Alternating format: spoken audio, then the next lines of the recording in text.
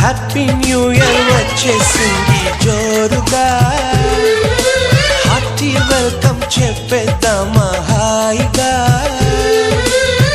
కొత్త కొత్త ఊహల్లో తెలిపోటియా, మనసులోని ఆశల్ని పంచుకో బ్రదర్.